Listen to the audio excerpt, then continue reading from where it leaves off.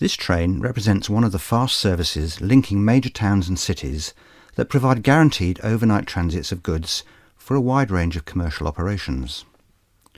All the wagons comprising this train are fitted with automatic vacuum brakes, operated from the locomotive, and the train could travel at much higher speeds than the ordinary goods train that relied solely on brakes on the locomotive and goods brake van at the rear.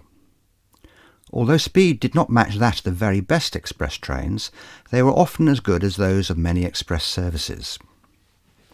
The engine is one of 9 large 280s introduced by Churchwood in 1919 specifically for this type of traffic. They had larger driving wheels, boilers and cylinders than the 28XX class, which were used for heavy coal traffic and goods trains, and consequently were able to operate over long distances at higher speeds.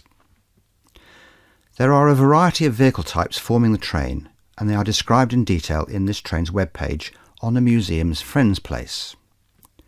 The white painted vehicles at the head of the train are refrigerated meat vans coded Mica B. Some have hatches on the roof for loading ice into an interior compartment for cooling the loads. These vehicles had hooks under their roofs from which the carcasses were suspended. Probably they are carrying a consignment of imported frozen meat and are heading to the London Central Meat Market at Smithfield.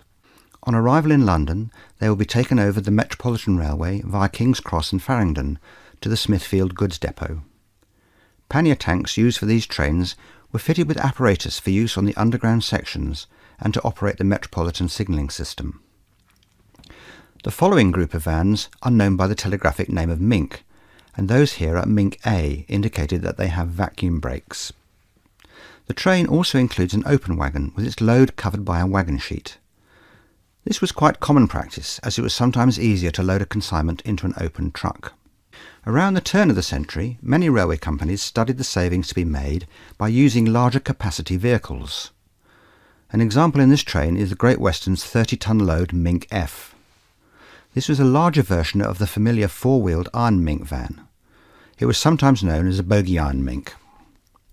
These were usually confined to journeys between certain centres and not widely distributed, and they lasted in service into the early 1950s.